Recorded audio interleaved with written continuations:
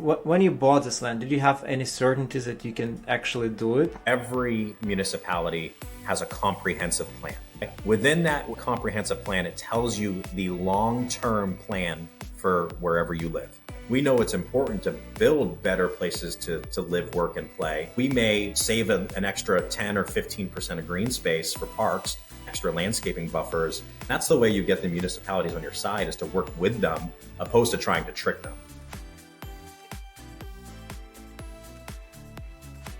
Hello everyone, and welcome back to another episode of Path of Progress. I'm your host Alex Kononov, and today's guest is someone who's been shaping Florida housing market for over a decade, Michael Lerman. From marketing admin to leading over 100 million in real estate development, Michael's journey is full of pivots, lessons, and big wins. He's a founder of Flamingo Homes and visionary behind build-to-rent communities and institutional-grade housing portfolios. Michael, welcome to the show.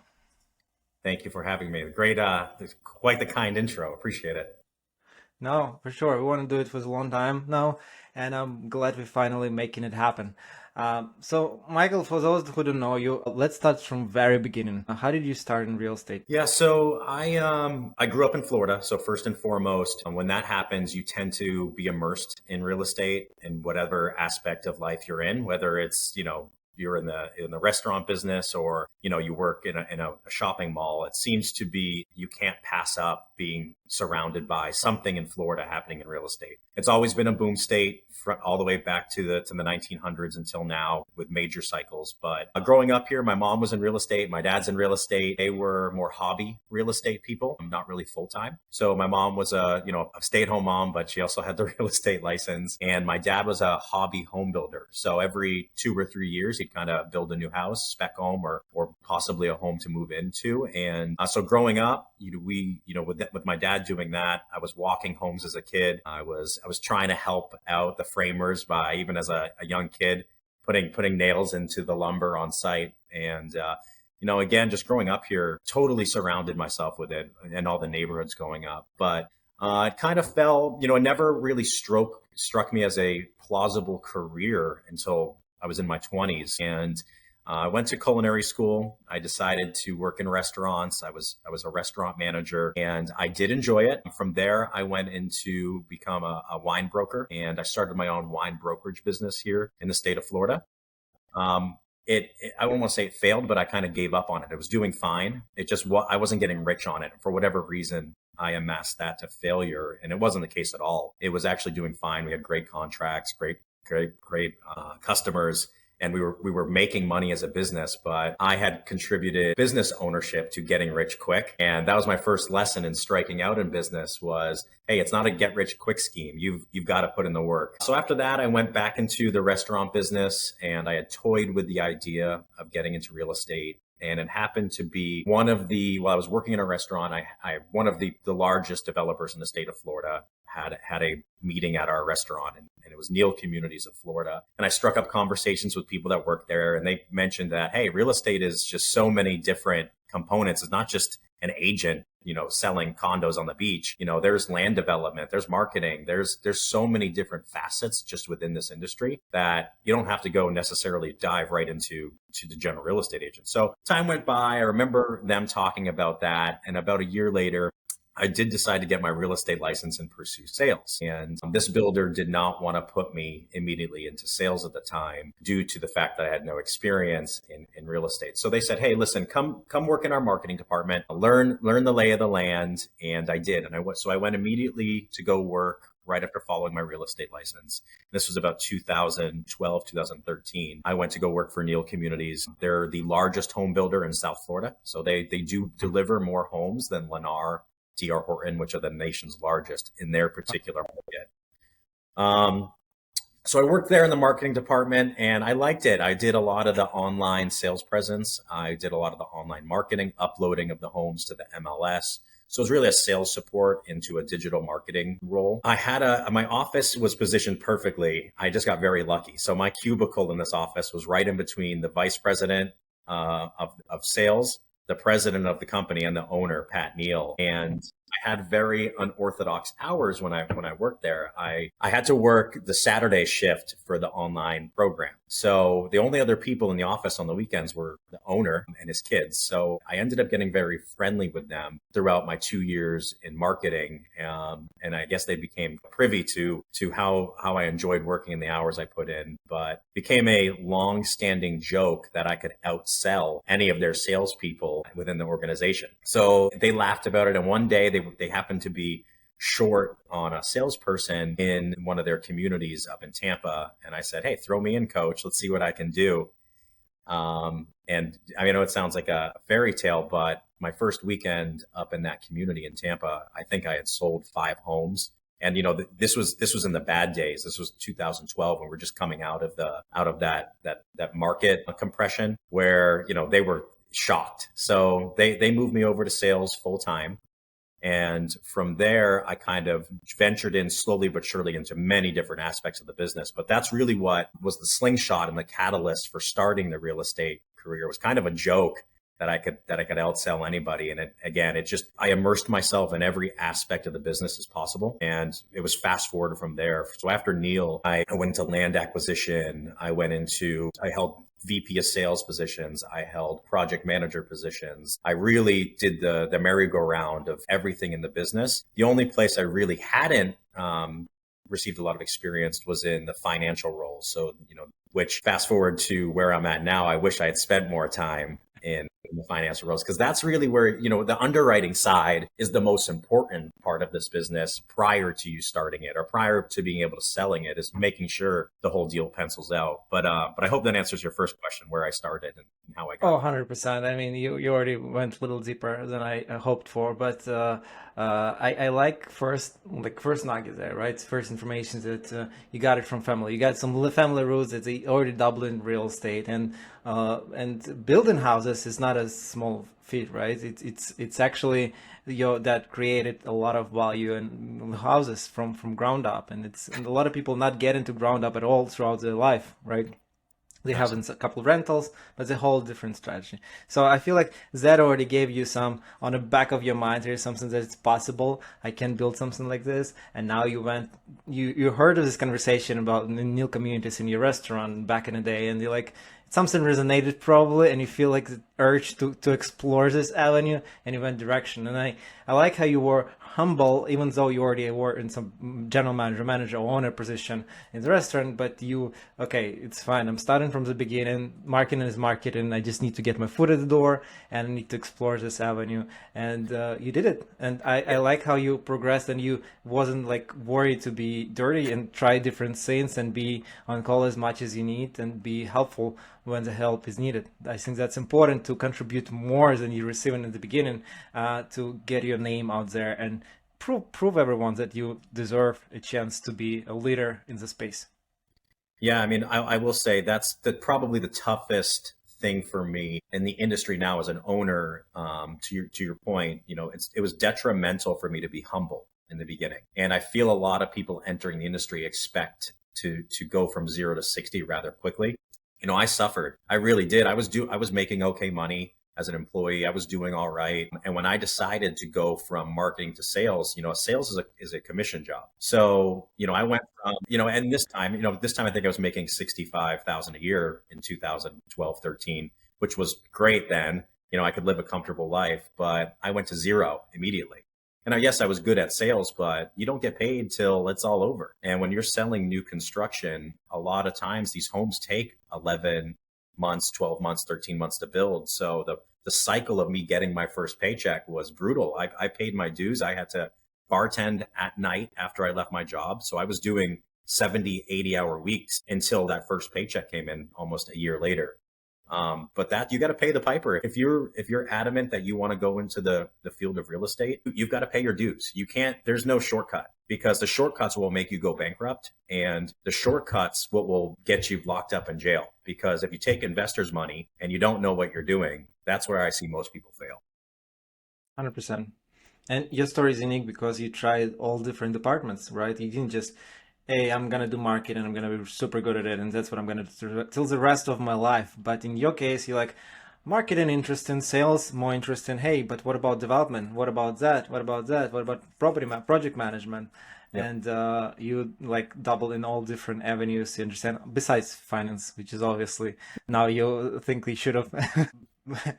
But I like how we get in here important lessons, right? Stay nimble, stay humble, try different things, explore different avenues because you don't know what's going to be useful for you in the future. And in this case, for you as an owner operator nowadays, I think all of these avenues helped you to draft your company vision and goals and how you operate nowadays in systems. So tell us, at what point did you decide that you wanted to build something on your own? Was this company? You after this company went on your own right away?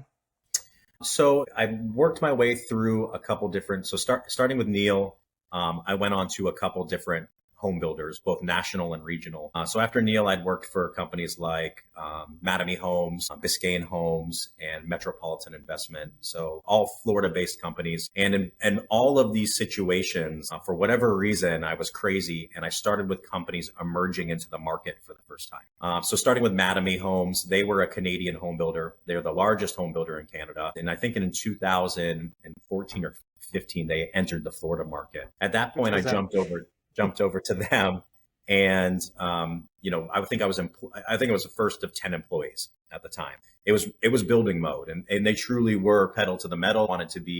They set a very ambitious goal. They wanted to be one of the top 20 home builders in the nation, of which they now are, I believe. And so that was my first step in working for national home builders. That was great because it gives you how they think.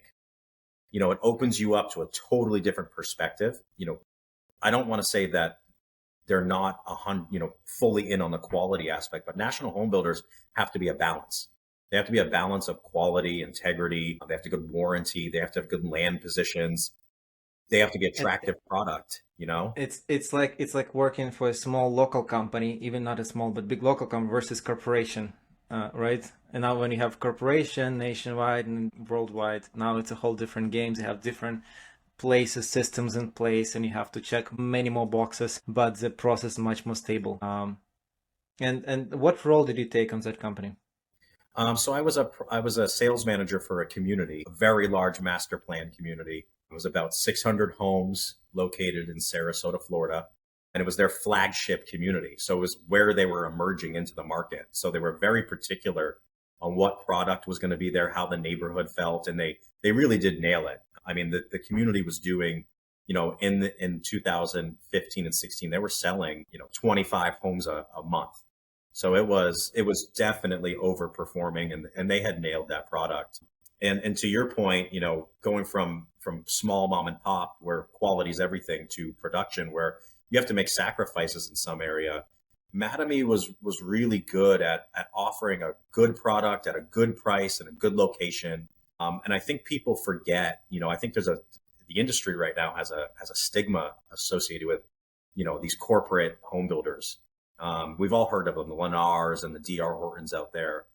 And I'm going to tell you a funny story is I was on an airplane recently, and I was wearing my Flamingo Homes shirt to go meet someone. And the lady next to me was saying, hey, we built with so-and-so, and it was the worst experience of our life, and we hate it, blah, blah, blah.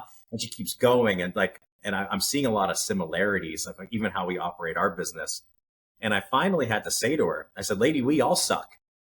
Because if your expectations are perfection or a custom home, then we're all equally shitty when it comes to that. And she kind of took a step back, and I had to say to her, I said, listen, why did you buy with this home builder? And she's like, well, we love the location. And I'm like, was that it? And she said, no, it was the only thing in our price point. And I laughed and I said, so you're upset with a national home builder because they had a land in the place you want to live, and they built a home within your price point.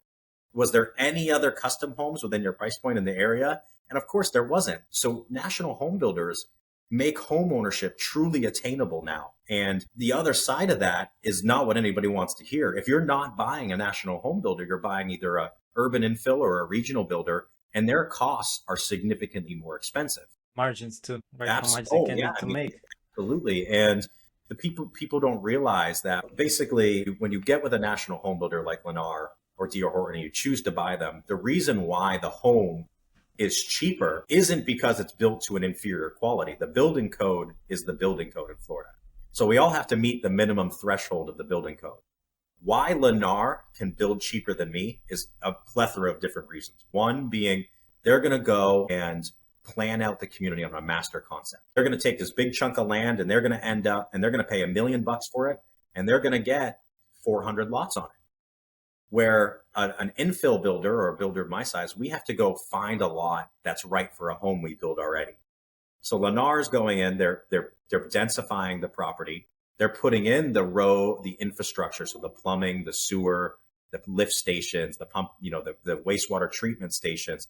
Oftentimes they're doing land dedication back to the county for fire departments, schools, etc. So when you look at that on a case-to-case basis, Lennar's not building a worse product. They might have a worse experience, but the building code's the building code. So again, the national home builders make home ownership attainable.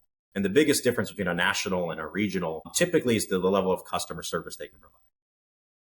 Yeah, and I feel like their name, right, is stands more with the city, so it's easier for them to negotiate with the city on the larger scale. And now they have economy of scale. They have, hey, listen, we build in one community, but we planning to build more, and we have deep pockets to make it happen till the end. And they have much bigger track records than regular players, right?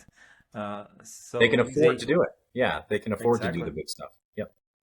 And the biggest question is economy of scale.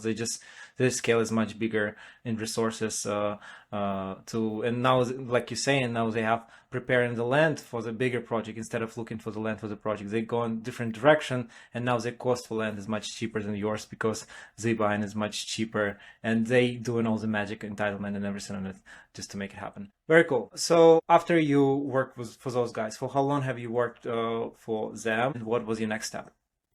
Yeah, so after I had a very successful career at Mattamy Homes, and it's probably one of the best companies I've ever worked for, as far as just work-life balance and having a good culture. After that, it was time for my next challenge. I packed up stuff and I went down to South Florida, and I started working for a capital group who was a vertically integrated developer, more or less. So they were their own debt and equity. They were the developer. They were a construction company. They were the real estate brokerage. They were the property management. So this is where I entered into seeing everything all come together at once.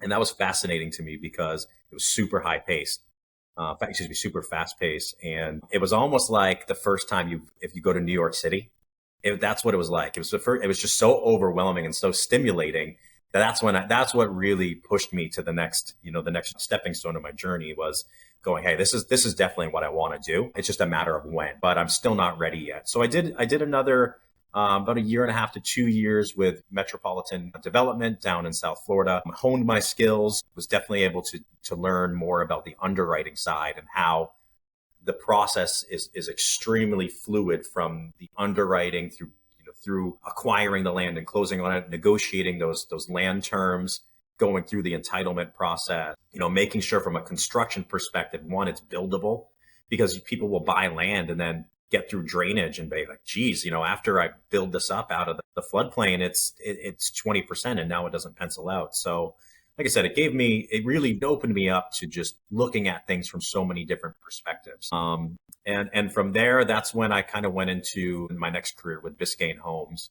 Biscayne Homes was before you go to them. So in South Florida, yeah. You mentioned before that you were in sales. Now you're focusing on underwriting. But what was the role in this company? What's the name of the position? Yeah, I held many positions even there. So when I first went in, I was a project manager. My main role was to acquire building contracts, property, basically get us to the point where the construction team can take over. So everything pre-construction. So acquisition of land, finding builders, what else? Underwriting it with the wealth management team. Just again, making sure that this project made sense in the area, doing the comps, kind of like a hybrid between project manager, real estate agent, and wealth manager. It was a very unique role where I had to wear many different hats.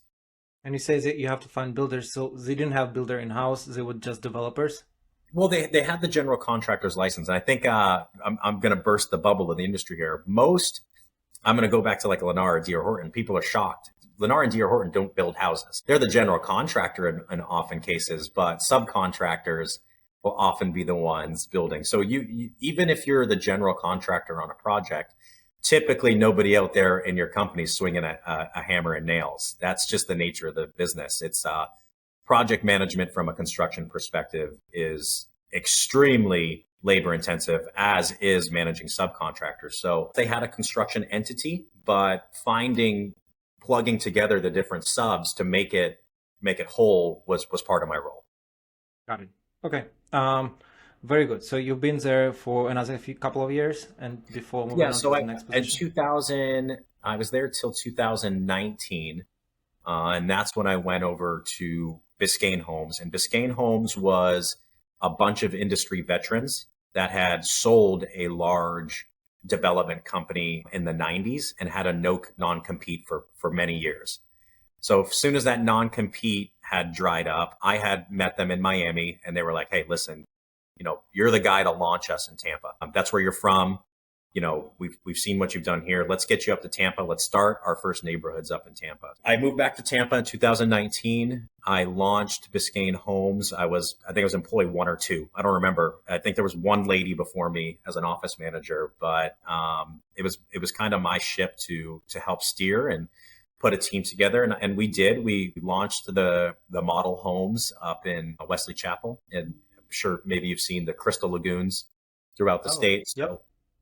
yeah, they were one of the first builders in those lagoon communities, and that was my first really diving into the granular home building. And as you said, building a home is way different than doing a rehab or buying land and being a developer and hiring a builder. This was tough. This is now before you start building a home, the amount of work that goes into it, I don't think people realize. There is, one, you've got your architecture and your engineering and your civil engineering. And if those three things aren't perfect, you're creating a total mess for the field to build and construct those homes. So here at Biscayne, it was really about setting up, policies and procedures, your standard operating procedures for everything, and making sure design is right and it's buildable in the field. Oftentimes on custom homes, you see they get delayed because you get an architect who maybe is less than perfect, and the trusses don't match the framing requirements and tie into the block walls. And then you're stuck in the field making revisions and redlining, and that's what leads to costs, burdens and delays and people going bankrupt. So, we did a good job of designing a unique product for the area. We were kind of one of the first builders in Tampa to bring that Miami look. And it showed. I mean, now everybody's doing it in Tampa, but back in 2018, 19, there wasn't too many of us doing it, especially in rural communities. So we started with 0 homes, and the first year was rough because we were putting together those SOPs. Sales were okay. We were getting the software where it needed to be. But then on the second year, so on the first year, I think we only sold about 15 to 20 houses. And just to give you an example, the second year we sold over 100. So it was a huge, huge, huge turn of events. And with that, mass hiring had to happen. And when you're mass hiring for selling 100 homes, it's like, man, you're always every day your back's against the wall. So it's sink or swim. Genuinely was, and we did it. I mean, I think that company, by the time they ended up selling to another national home builder, we were doing about 250 homes a year on year 3. So year 3 and 4, it's just unbelievable. And so that was the secret sauce.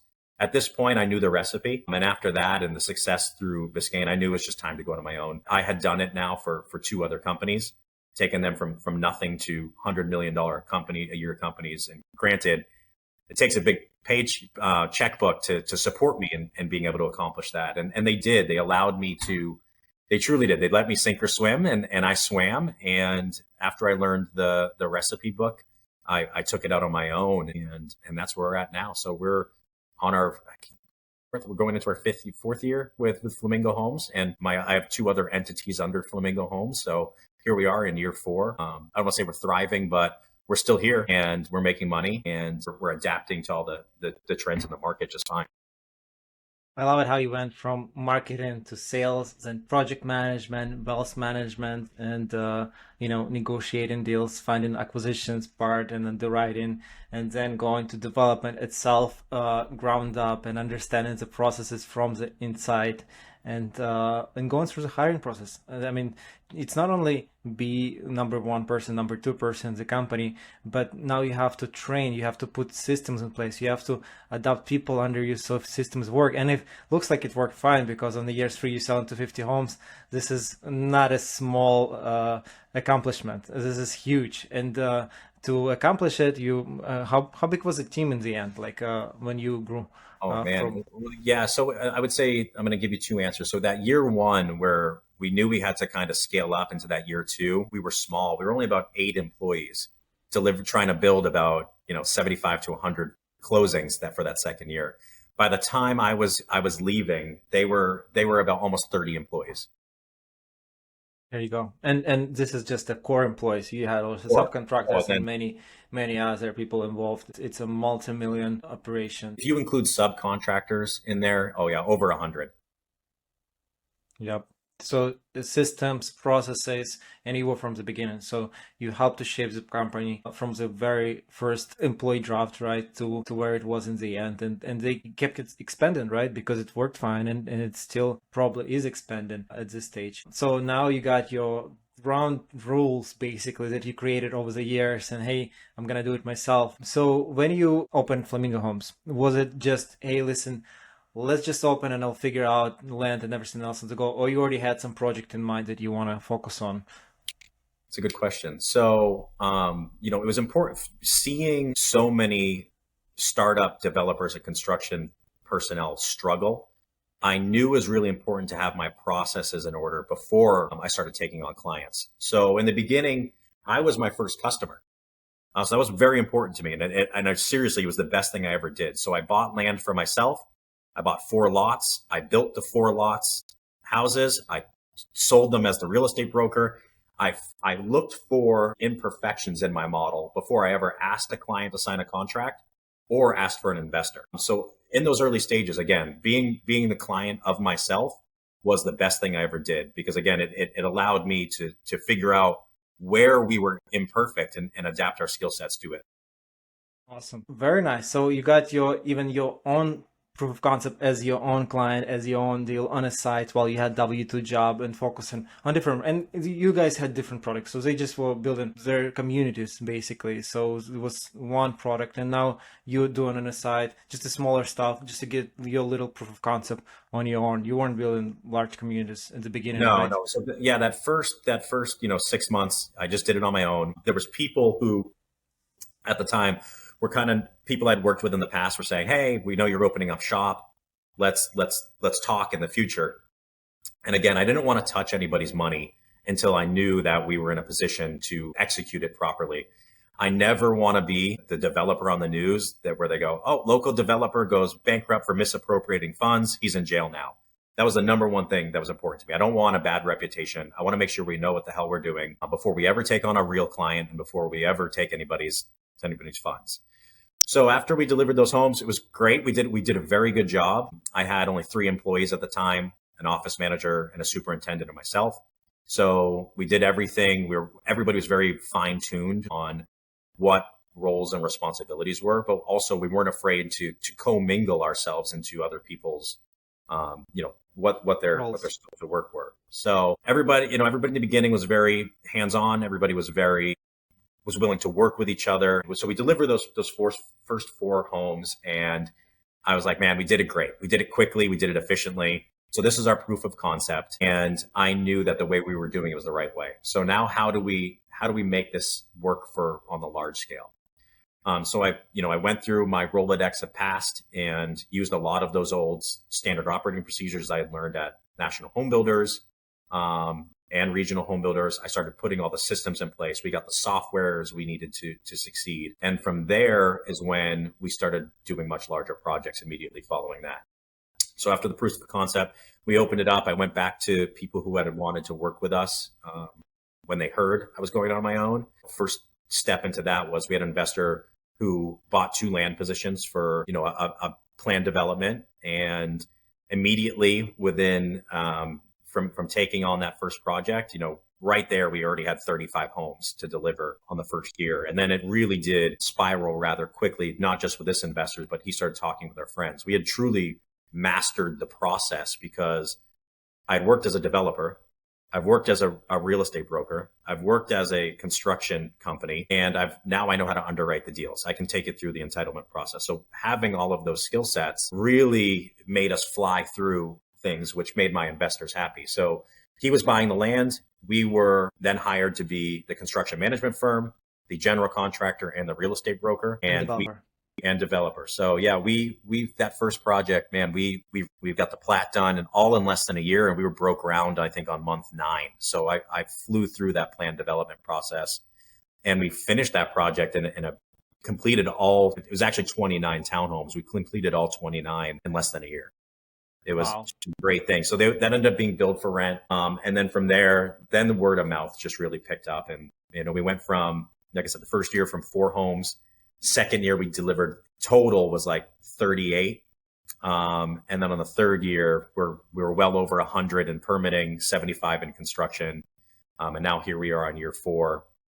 And we've got our arms and everything. So we've got, now I have 14 employees, and we're going to, man, I think we're over 400 doors in permitting, over 100 in construction, and just even more in the entitlement phase. So, in entitlement phase, we probably have another 400. But as you probably know, the entitlement phase to being able to break ground can take anywhere from 1 year to 3 years, depending upon, 1, how large the community is, but 2, getting through your civil engineering, drainage, permitting, all that good stuff. No, 100%. So what were your biggest project to date under Flamingo flag? Yeah, I mean, Flamingo is, so that's, maybe I need to back up a little. Flamingo Homes is strictly a construction company, business to business. That's what it focuses on. I have other entities that fill in the gaps, which make us vertically integrated. So I have MCL Property Services, which is my parent company that handles all. So when someone wants to build on land, we basically say, hey, we're going to tell you what to build here, how to build it, what your timelines need to be. We'll rezone it for you if need be. We set the sales prices. So it's a turnkey operation. So if they hire my development company, we then hire Flamingo Homes to build the product. And then we're using another one of my entities, Rooted Real Estate, to then sell it or stabilize it if it needs be. So we're vertically integrated in that aspect. And to answer your question, as a construction management and development company, my largest project is a $100 million project. We are working on the gas bar in downtown Tampa, which is a 21-story high-rise consisting of almost 190 units with mixed use in the lobby in Tampa's downtown core. So that's a fairly large one. We will not be the construction company on that, mainly because the bonding requirements in the industry are so excessive that a much larger company like Suffolk or Cast or Coastal Construction will be the one to construct that. As Flamingo Homes, my largest project we built is around 25 million, somewhere. It's actually going on right now, somewhere in that range. That's going to be an apartment complex of 110 doors. And we have a couple projects very similar to those going on right now. So we've kind of found our bread and butter as a construction management company is definitely taking on these large projects and making them a reality. As Flamingo Homes, we're trying to stay as a builder really in that townhome apartment market. We've mastered that process, and we're able to move these units rather quickly with how we're set up internally. So your parent company is the main driver here, and it's hiring Flamingo Homes, and then your broker company to offload it if needed. So what is the business plan for those? So you have a partner who already have a land, right? Let's say for this one, for one of your properties, you said it in the past. The end goal is not to rent, right? You guys trying to sell the project as a whole. So if you have 110 units projects that you're finishing right now, what's the end goal here? Yeah, the market is shifting rather quickly, as I'm sure you probably see on the news or on LinkedIn. So we don't go in with an absolute in our mind. If what we do instead is we underwrite these models on 2 or 3 different scenarios, and we move forward with them based on the worst case scenario. Because the worst case scenario at that point, if it pencils out, it's a good project. Now, if the worst case scenario changes in a couple years and a different scenario becomes more lucrative, because we can get let me just give you an example. We can start an apartment complex as a rental project or as a condo project. And we might get through the entitlement stage of legalizing being able to get that many units. And now the market's saying, hey, condos are the way to go.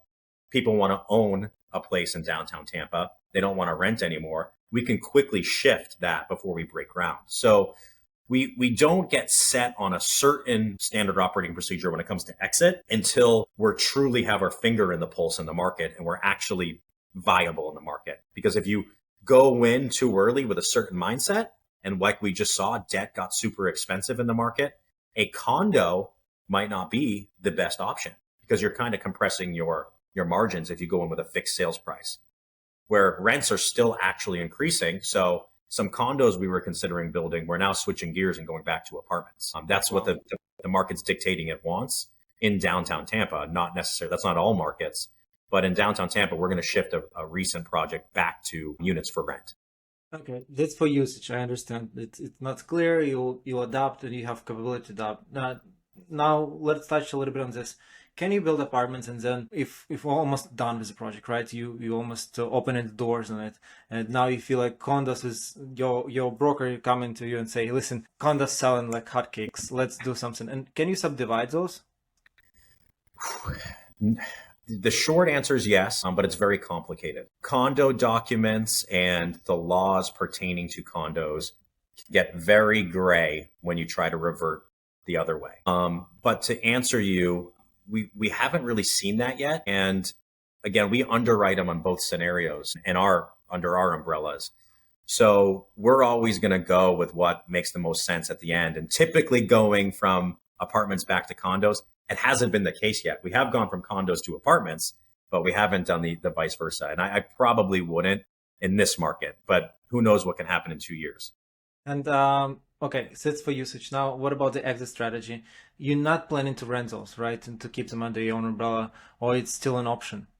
Okay, so we'd have to go on a case by case basis. I have a product on Himes Avenue in downtown Tampa that we bought agriculture land and we rezoned it to a planned development for 30 townhomes, luxury townhomes. This was about a year ago.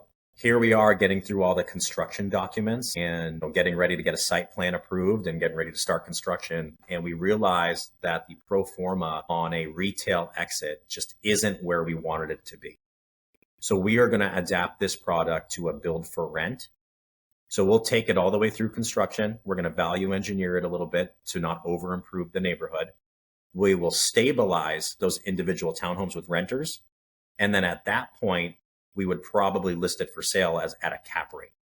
So we'll then sell to an institutional property management firm or asset manager, and they're willing to overpay for it because it's cash flowing, and they'll compress their own cap rate. So that's probably the best exit right now.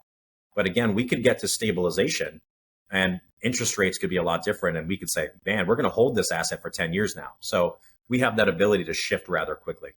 How do you raise funds for the construction and everything else? Do you have everything in-house, or do you look for investors casually just to fill in the blanks here and there? A hybrid approach. So on that project I was just telling you about, the pre-construction entitlement work I did by being creative built so much value in the land that we don't need to bring any more funds, any more capital inject any more capital into this, because the land has essentially tripled based on that planned development and the amount of units you're going in with.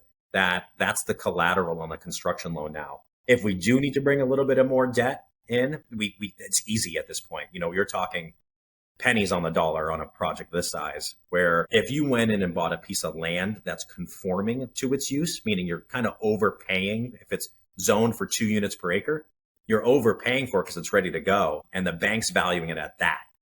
So that plus construction may require a little bit more debt and equity structure for said developer. But in most of our cases, we're getting very creative and improving it to a point where we're building so much value in the land at that point, where we don't typically have to do huge cash calls.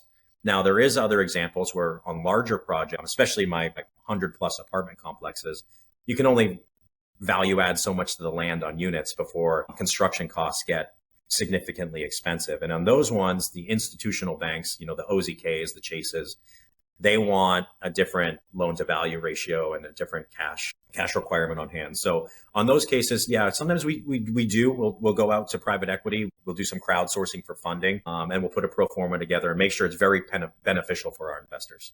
Makes sense. Now, you mentioned something interesting. When you bought this land, did you have any certainties that you can actually do it? Like, this is like 100% like a no-brainer? Like, hey, this is actually a busy area of the city. It's a little plot here, agriculture, which shouldn't be when we look at the city. You talk to the cities, they want this product, and now like, okay, this is a fair shot.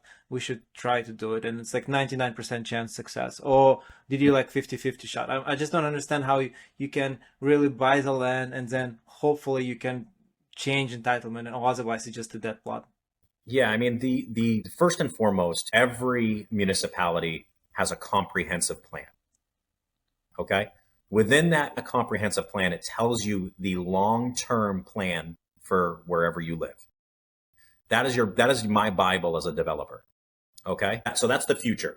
Now let's talk about the now. This particular land had a zoning designation that wasn't favorable. And that's why it wasn't selling. Because when you go to the property appraiser site or you speak with the zoning department, it had a zoning nobody really wanted. I took it a step further and I go, hey, the future says that they want it to be a higher density anyway. Let's amend the comprehensive plan and do a plan development now for the future.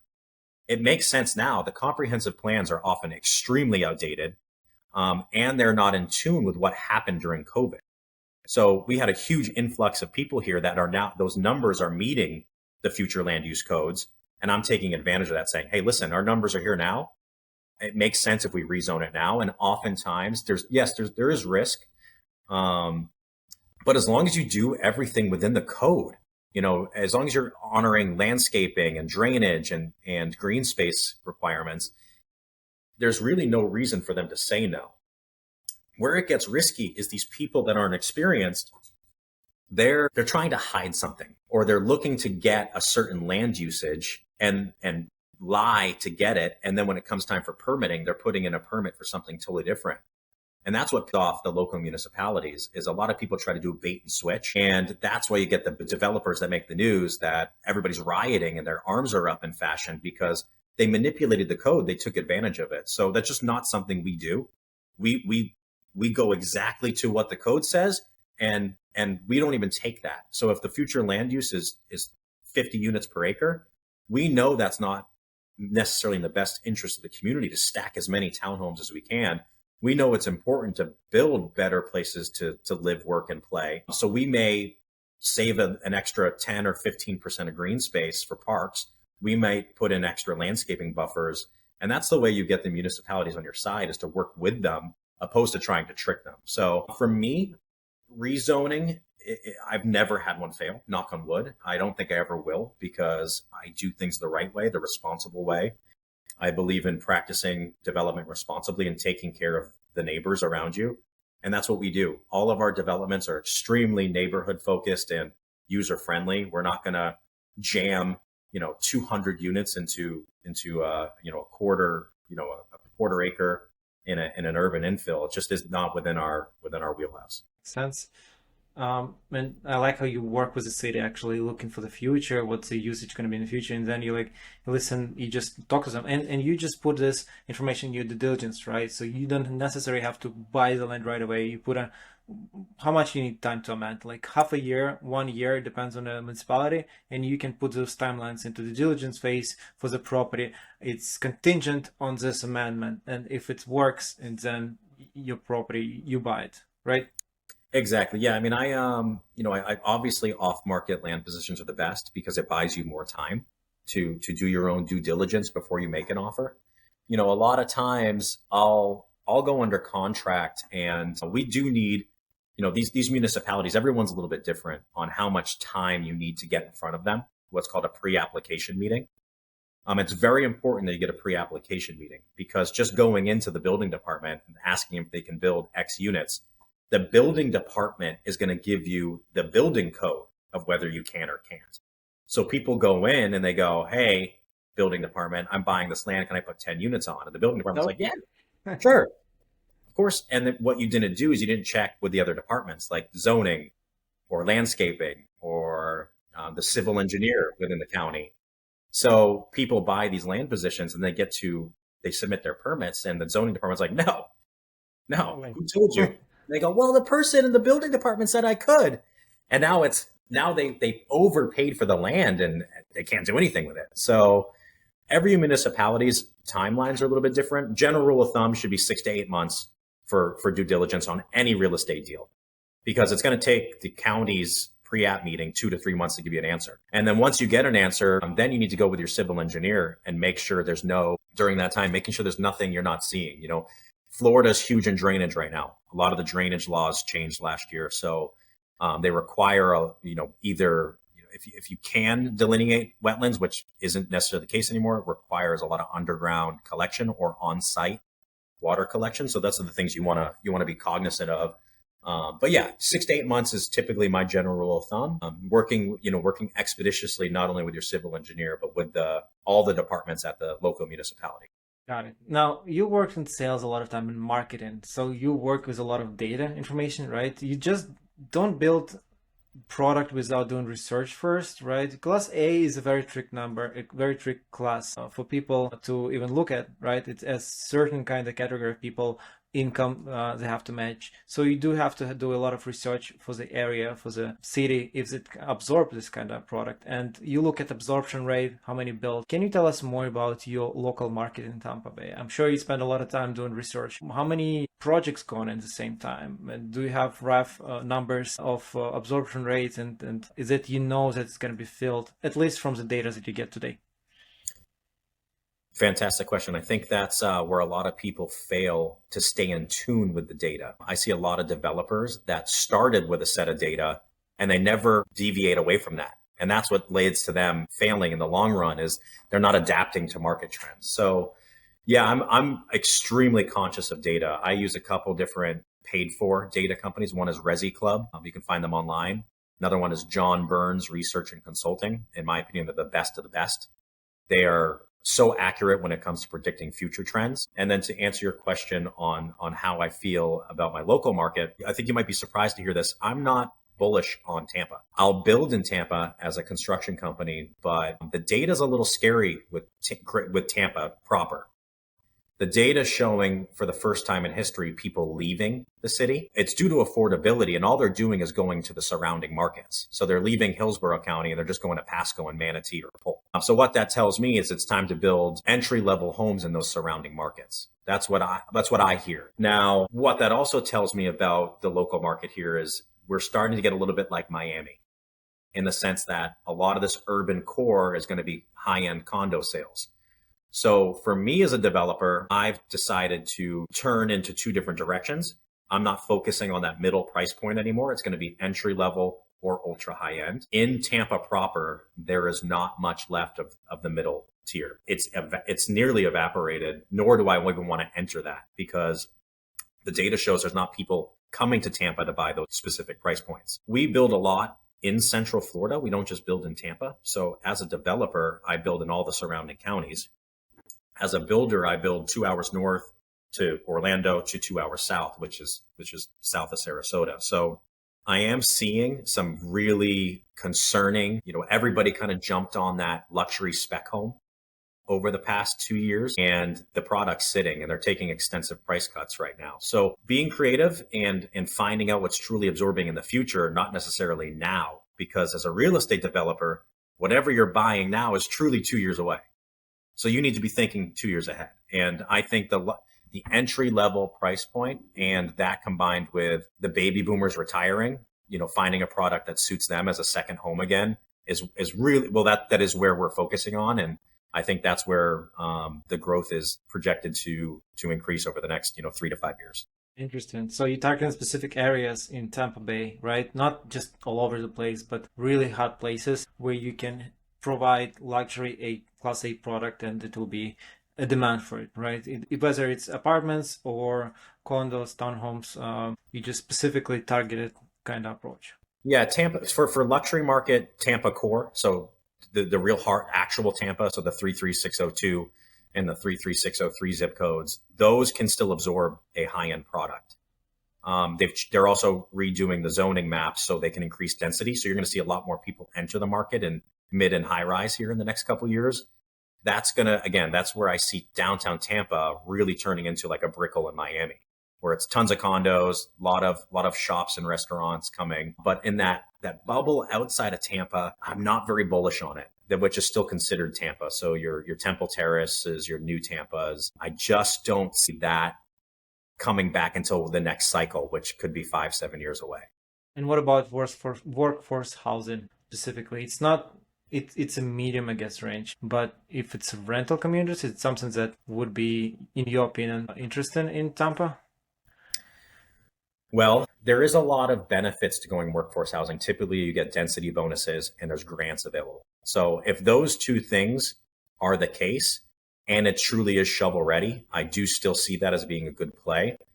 If you have to rezone it to get it to that practicality, I'm afraid that ship has sailed already, because the land is so expensive in Tampa core, as well as like downtown St. Pete, downtown Sarasota.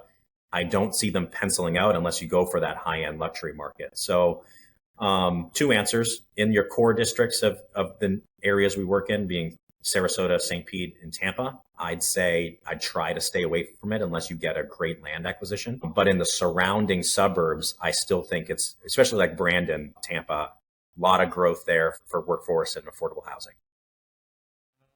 Brandon or Bradenton? It's different. Brandon is south of about 15 to 25 minutes south of Tampa, and then Bradenton is about an hour south of Tampa. That's Both of which are great markets historically for workforce housing. The problem with Bradenton, we spoke about this, is that impact fee. I mean, it's making everybody selling their assets, the projects that were shovel ready. They're unloading their dirt now, because after they increase taxes and impact fees, it's not affordable anymore.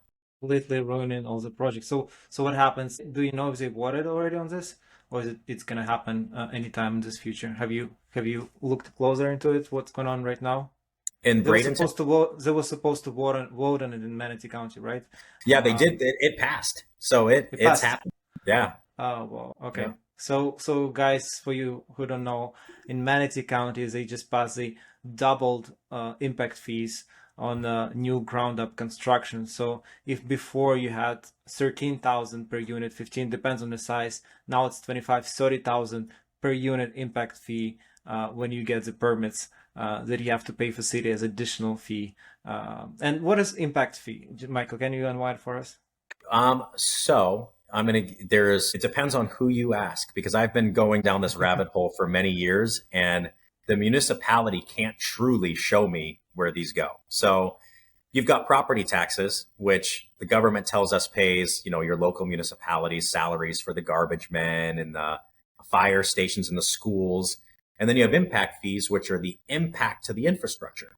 So that when you build a bunch of homes, obviously you need more sewer processing plants, you might need another fire station, and then they say schools again. So both sides of this tax this wheel, they're telling me the same things.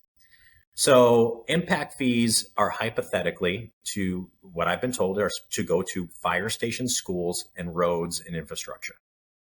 I have never seen that be the case unless it's a master plan community.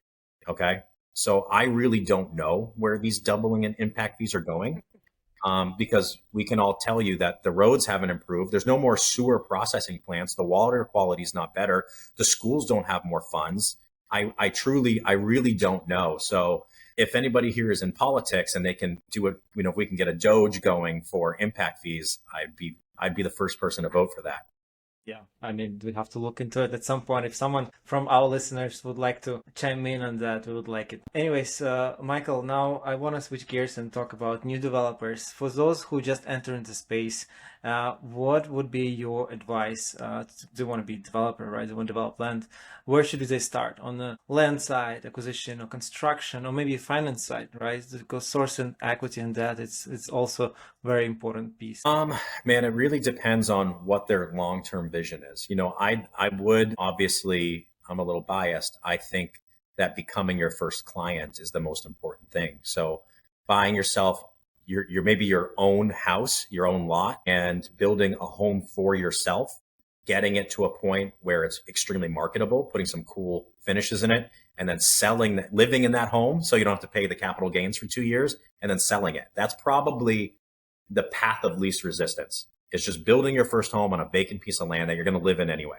Because worst case scenario, you can live in it. You can afford the mortgage. On the debt and equity side, I think there's a huge opportunity to be a debt and equity broker in real estate. The problem is you got to build the relationships with the private equity firms. If the people who are doing that now well are, they're 1% of this industry and they're making a lot of money. So these debt and equity brokers are doing very good right now. That'd probably be the two areas I'd focus on. Diving into development immediately, like what I was talking about, like doing a planned development or master plan community or rezonings, you're going to have the highest failure rate in without having experience. So I wouldn't encourage anybody to go that. If you're someone who wants to put money in a project like that, you'd probably want to find someone like myself or an investment firm who specializes in this to show you how to do it first, because there's too many ways to fail early on and dig yourself a big hole. 100%. And how do you balance growth versus risk in this case? Because capital market's been tight as it is today. How do you mitigate those risks for your own business? And do you just take a long-term approach and it's going to be fine 5-7 years ahead, but you have to still weather those storms?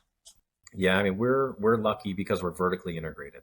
Now, if we weren't, I could tell you Flamingo Homes would be and sometimes be in a very dangerous position, because with the way the market is right now, invoices are collecting dust a little bit, and we're noticing people are getting tight on these projects as they come to an end. So with that said, with developers that have hired us to be a builder, they're short.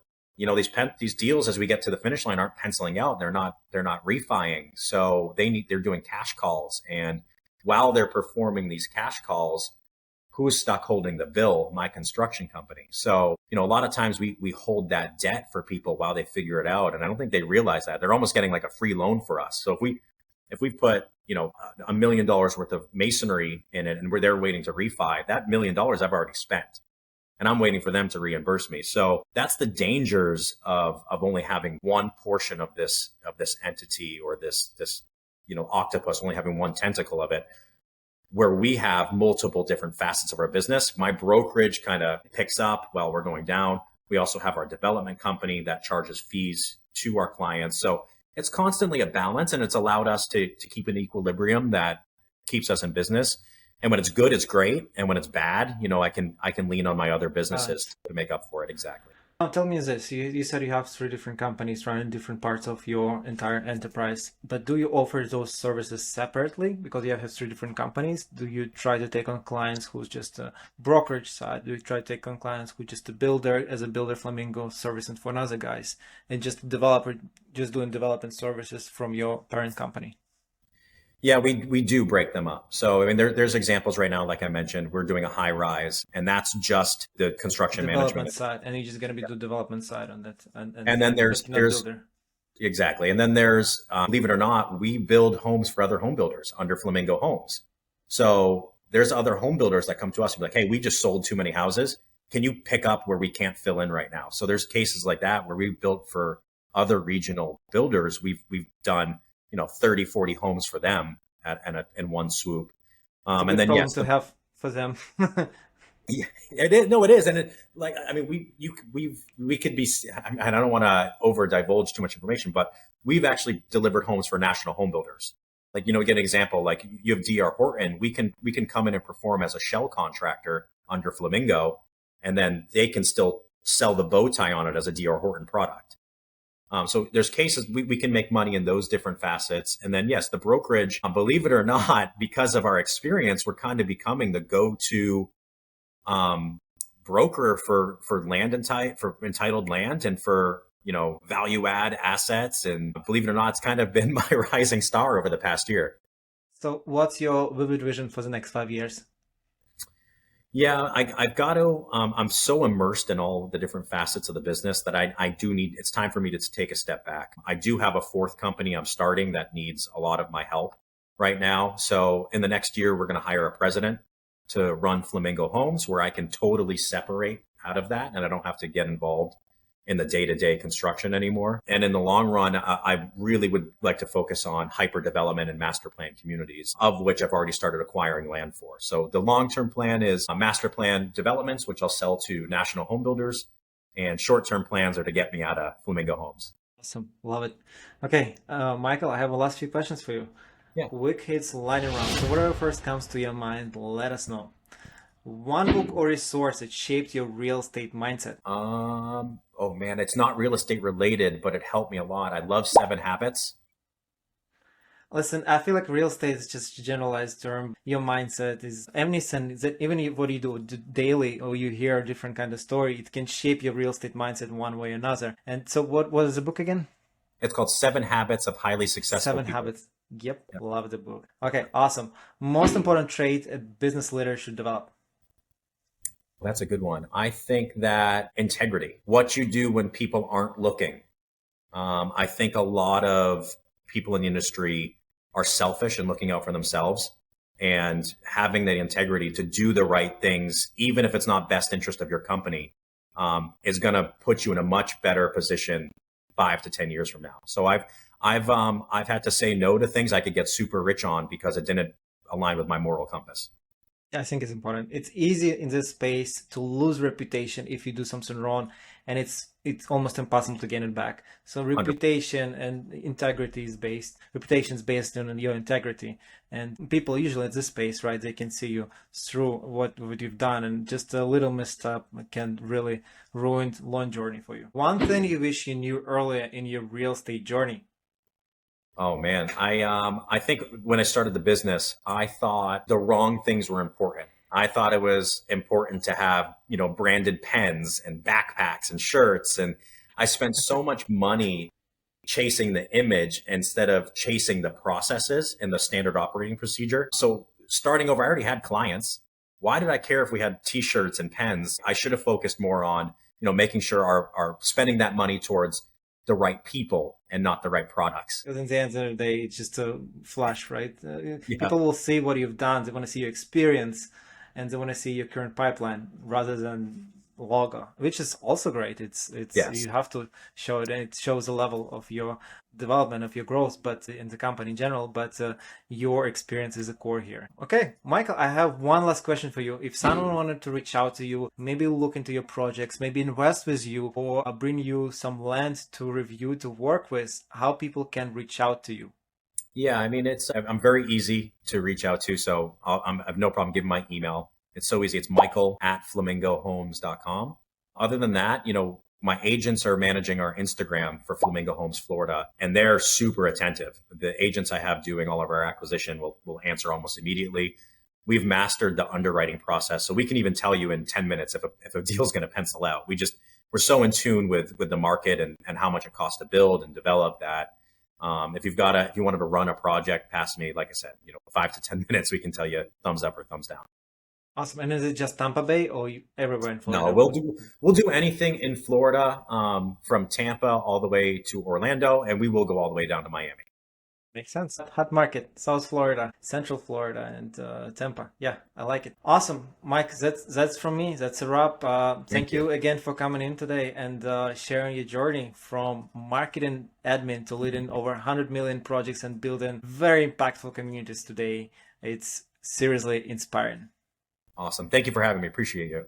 For sure. 100%. Thank you so much again. And to everyone listening, don't forget to like, subscribe, and share this episode with anyone looking to learn from top performers in real estate like Mike. And as always, keep moving forward.